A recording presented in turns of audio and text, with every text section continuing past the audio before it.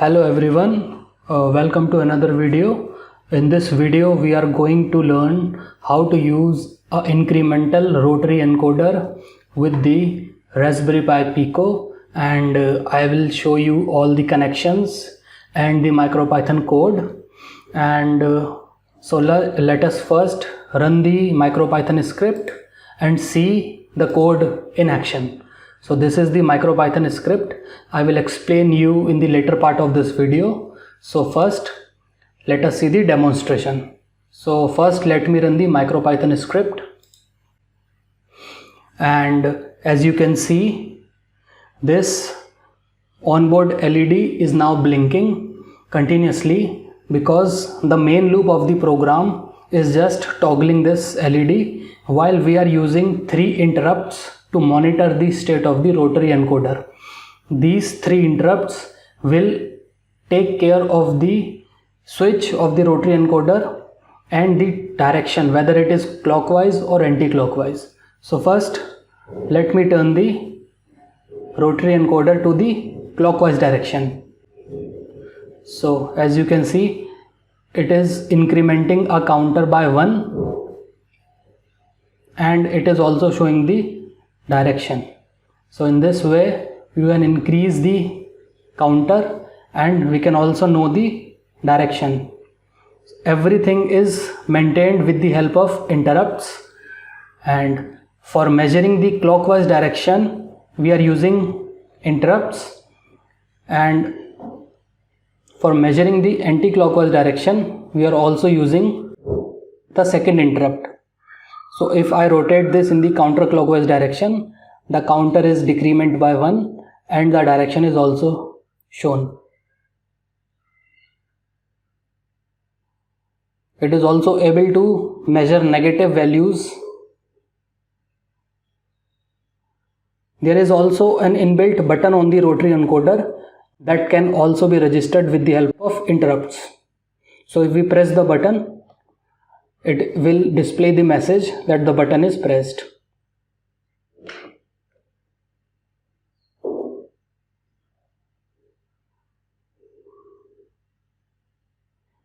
Now if I press the button, it will show the button is pressed.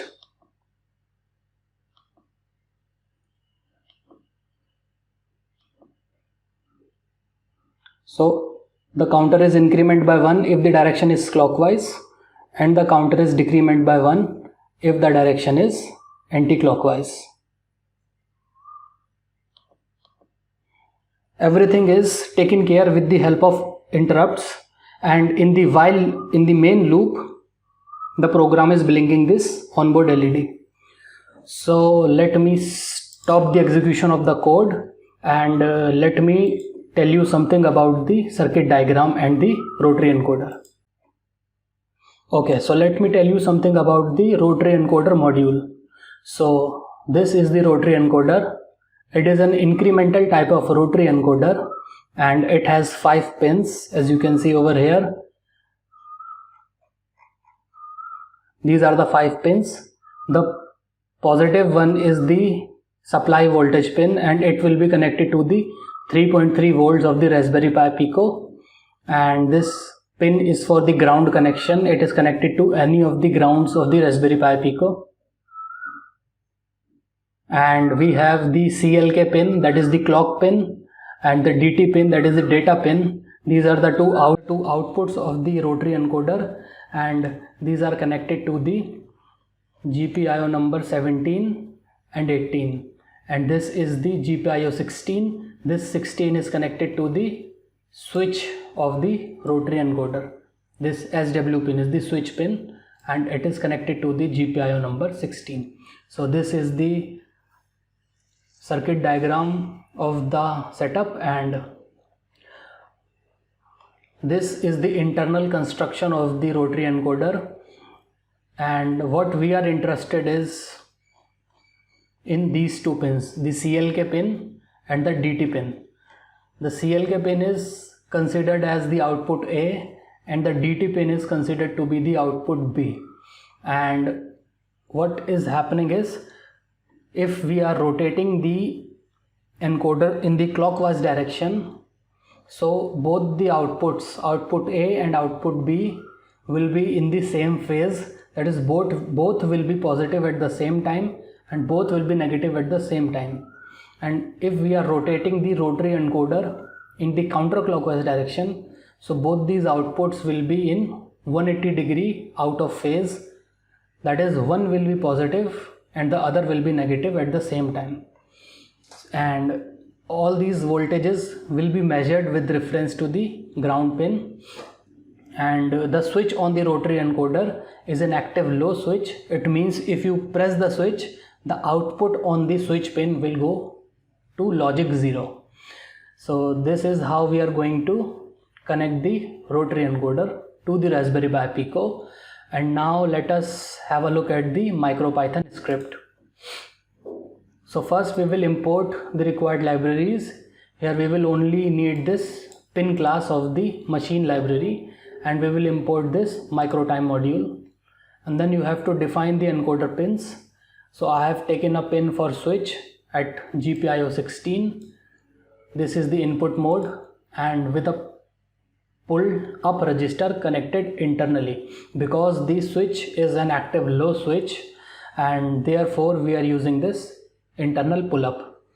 Then this is the output A pin at GPIO 17. It is the CLK pin of the encoder, and this is the output B pin at GPIO 18, and it is the DT pin of the rotary encoder. And then we have defined a LED pin, that is the GPIO number 25, which is connected to the onboard LED of the Raspberry Pi Pico, and with an initial value of 0. It means when the program is executed for the first time, the LED is set to off. And now we have to define some global variables. So first we will define a variable counter and initialize it to 0. This updates every time the end rotates. Counter is increment by 1 if the rotation is clockwise, and it is decrement by 1 if the rotation is anti-clockwise. Now we define a variable direction, and it is an empty string for registering the direction change, whether it is clockwise or anti-clockwise. Now we define a variable that is out A underscore last. This is measuring the last position of the output A pin, and we will set it to 0.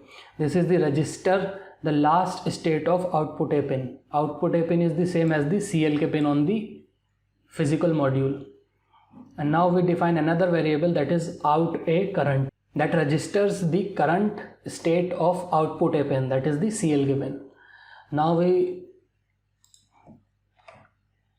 we define another variable that is button last state and set it to false, initial state of the encoder's button.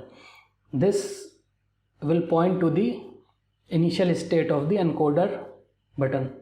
Now we make another variable that is button current state. This is an empty string at the initial state of the program, and it points to the current state of the button. Now read the last state of the CLK pin in the initialization phase of the program. So you will take output A dot value, and this method will read the initial state of the output A pin, and you assign it to the variable out A last.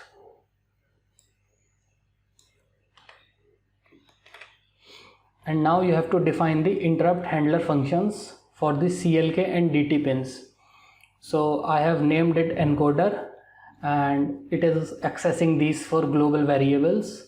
Now read the current value of the state of output A pin. So you will use this method on the output A pin to read the current value. If the current state is not the same as the last state, encoder has rotated. Okay, so you measure and compare the output A current state with the output A's last state. If both these states are not the same, it means that the encoder has rotated by some amount. So you read the output B pin, that is the DT pin, and if the DT value is not equal to the CLK value, the rotation is clockwise, or it may also be counterclockwise. That depends upon the physical construction of the module. In my case, it is coming out to be clockwise. So this is the execution. If output B dot value, that is the value of the output B pin, is not equal to the output A pin's current value, we will increment the counter by 1 and the direction will be set to the clockwise direction.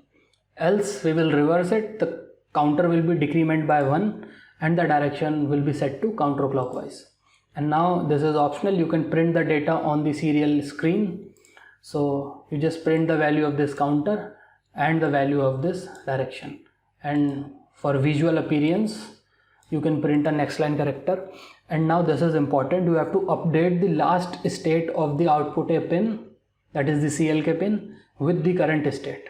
So this operation is updating the last CLK state to the current state. Now just give a small time delay of 1 millisecond to make the interrupt routine a little bit more stable and to avoid multiple countings. This is optional, and you can also vary the amount of time delay as per your requirements. And now this is the interrupt handler function for the switch pin, because there is also a physical switch present in the rotary encoder module. So I have named it button. It is accessing these two global variables which we have already initialized. Now initially you have to set this button current state to true. If the button current state is not equal to the last state, you have to write some more code here according to your application. I am just printing that the button is pressed, because we are not doing any kind of physical computing when the button is being pressed. So you can write more code here according to your own application, and then give some time delay. In my case, I am giving 10 milliseconds for the button debounce, because in most of the cases with interrupts, when we are pressing the button once and it happens that because of the button debounce there can be multiple interrupts registered in the system, and that can give some errors. So that is why it is important to give some time delays, and also by using this kind of arrangement we can avoid multiple false button presses when we are pressing the button once. Okay, so now you have to update the last state of the button with the current state of the button to avoid multiple button press registers. And now you have to attach the interrupt to the pins. So here I am attaching interrupt to the output A pin, that is the clock pin, CLK pin of the encoder module. So I will use this pin OUT out A, and I will use .irq with trigger equals to pin.irq rising.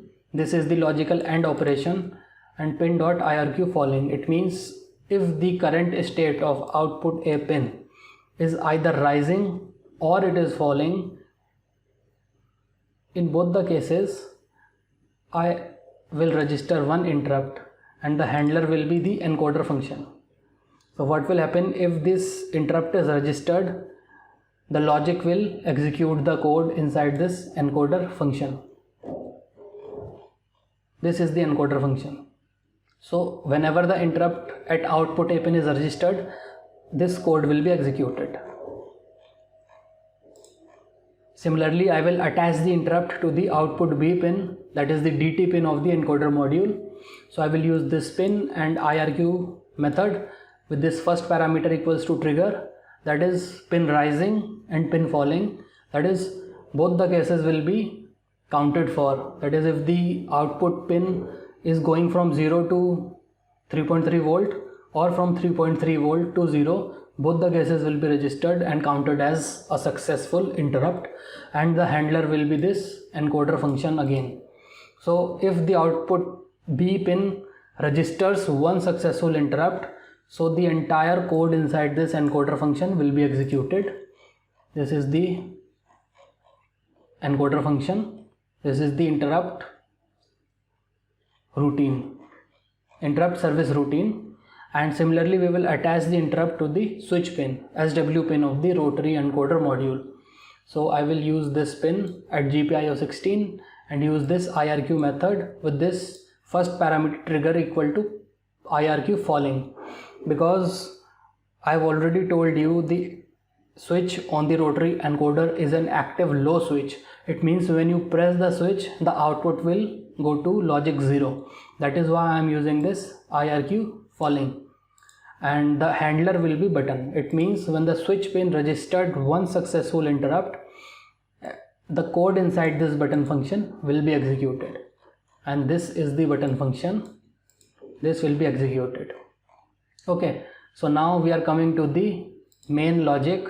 This is the while true, and you can write more complex code over here, because for the purpose of demonstration I am not using very complex code. I am only using this 2 lines of code, and they are doing simply, they are toggling the onboard LED with a time delay of 1 second. So by using the interrupts, we have completely freed up the main logic loop, which can be utilized by you for efficiently making code and for other complex computations like PID control or linear Kalman filtering, that is sensor fusion. For the demonstration, I am only blinking the onboard LED. You may write complex code here. I am only toggling the state of this LED pin at GPIO 25. And at the last, to avoid multiple button presses with interrupts, you have to set this button last state to false. Because if you will not set it false here, if you press the button once, the interrupt will register it. In my case it was like 4 or 5 interrupts, because of the poor construction or because of the physical amount of time which a human takes to press the button. The interrupt will register multiple button presses, so you have to set it false over here. So this is the total explanation of the code and demonstration of the project. I hope that you will find it helpful for you in your projects, and I will upload everything in the description down below. So thank you very much for watching this video, and please, if you find it useful, please subscribe to my channel. Thank you.